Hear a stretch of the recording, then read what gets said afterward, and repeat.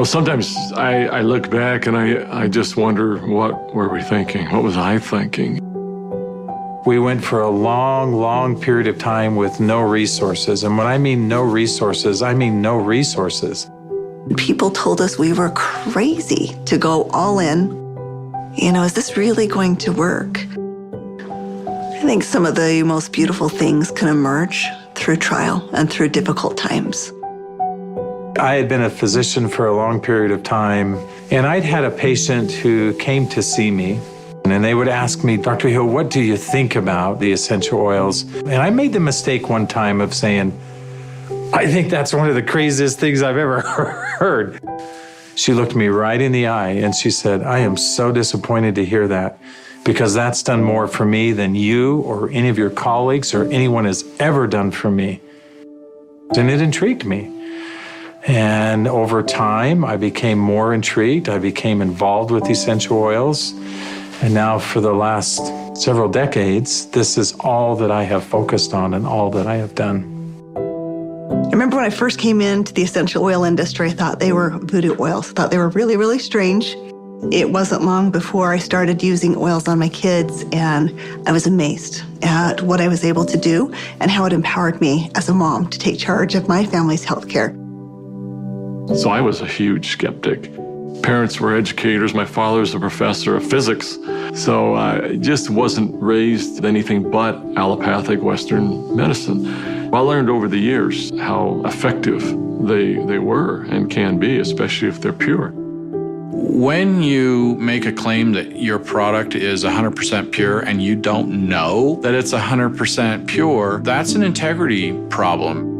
I sort of made this conscientious decision. You have to, as a human, recognize that you have an obligation to help and to serve other people. After working 10 years in the essential oil industry, I found myself leaving for integrity purposes because I knew that essential oils had to be pure. The desire of my heart was just to go home and raise my children. I've tried all the essential oils out there. There's nothing that meets the quality standards our family needs to use for our health care. And it was in that moment that I knew, stop thinking with your head and start thinking with your heart. It all came together, and I had such a grand vision of going out and finding the world's most pure, most potent essential oils and educating mothers like me how to take charge of their health care. So it was in that moment before fear took over that I picked up the phone and I called Dave. And Emily Wright called me at the time and just said, what if we could go out and source the most pure essential oils on the planet and bring them to the world in a mainstream fashion? And he got really emotional. And Dave doesn't get emotional.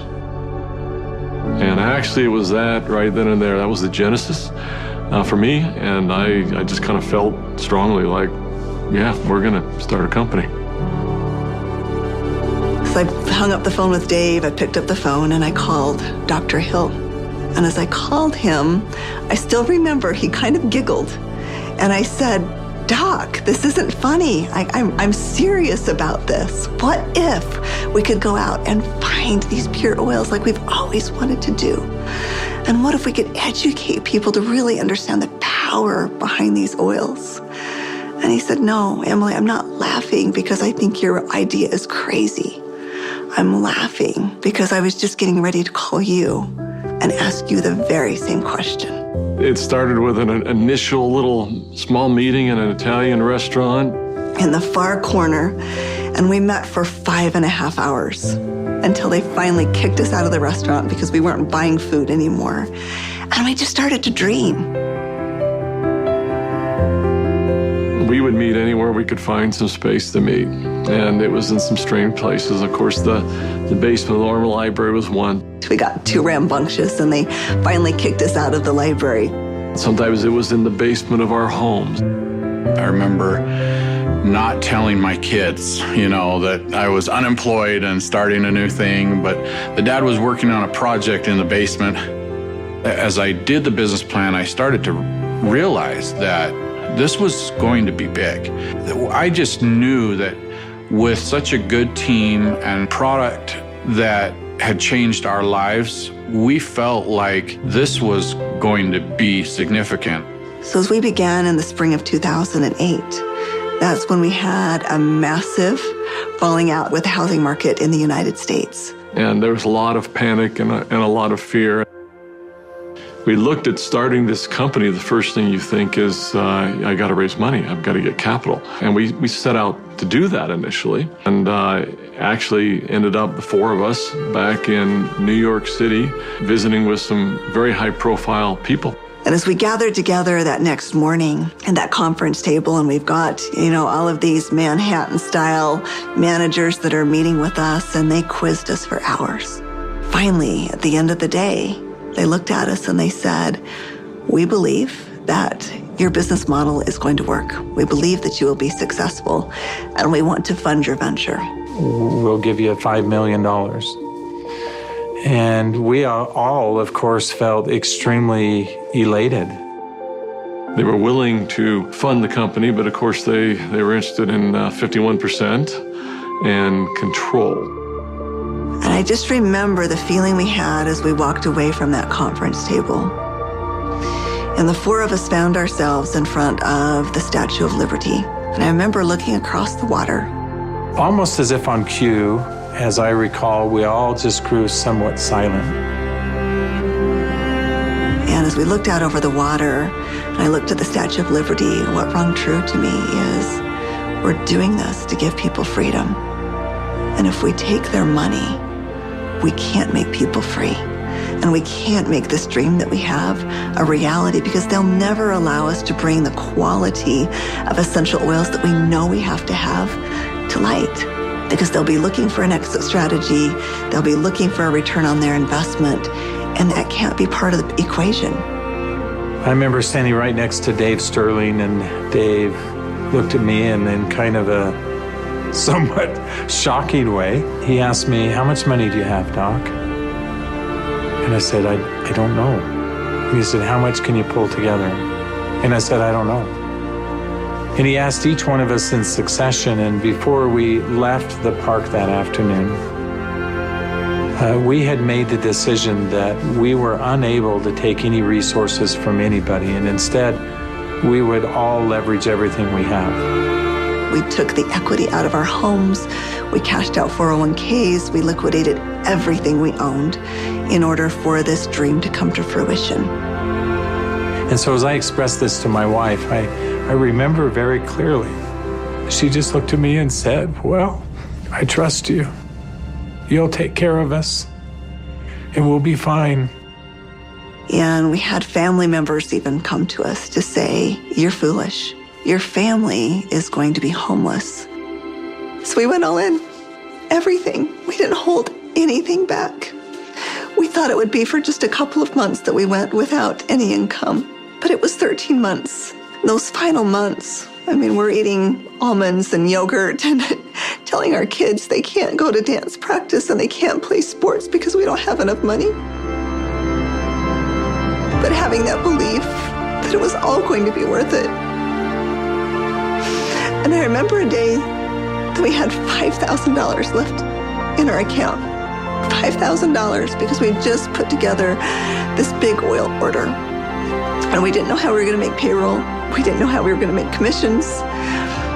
And just to see how doors open every single time, as long as we continued to step forward, the doors open.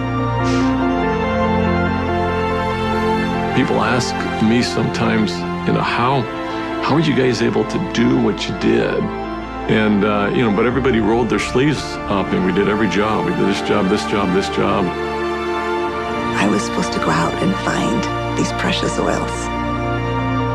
So I started calling people, and every single person would say, "Of course, our oils are 100% pure." And that's when I realized almost all essential oils that are sold out there are sold through brokers. These brokers were very smart people, often having very sophisticated labs, and the oils were almost always changed. Most were not pure, most were synthetically created. I had probably 100+ different samples that had been sent to my home. And every time we would meet, You know, Dave, Dr. Hill would say, Emily, have you found the oils yet? I'd have to say, not yet. Like, are we going down the right path? Is this really what we're supposed to do? And I remember one beautiful day, I opened up my doorstep and 5 oils showed up all on the same day. It was frankincense, lavender, tea tree, lemon, and peppermint. As I smelled these bottles, I called up Dave and I called up Dr. Hill and I said, I found the oils. I brought my camera because that was going to be a moment that I wanted to capture. And we pulled the lid off and smelled it. We were confident that these were the purest oils on the planet. I remember that first discussion we had. We talked about the culture of the company. What type of soul do we want doTERRA to have?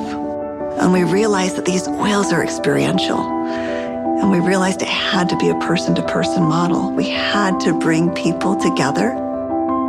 We've got to have a culture of giving back. We have to have a culture of caring.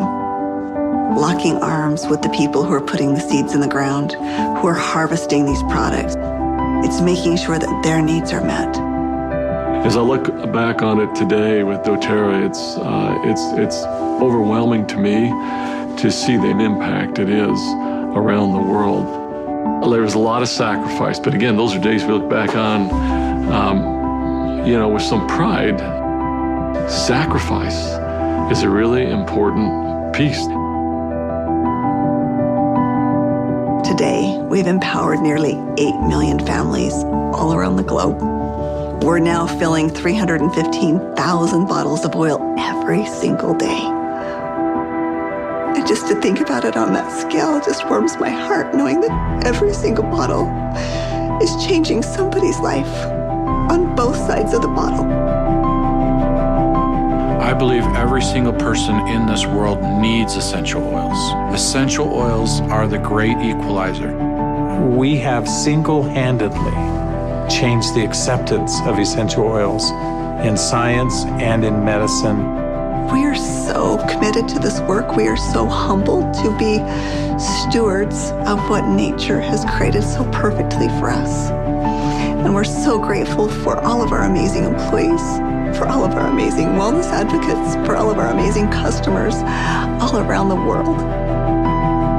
We haven't changed in our mission. We haven't changed in our purpose. We're still true to those things that very early on were important. If doing the right thing was important then, doing the right thing is important now. If helping and giving service to other people was important then, it's important now. If sourcing oils differently and doing what had not been done before was important then, it's important now. We feel like, as crazy as it sounds, we're still just beginning.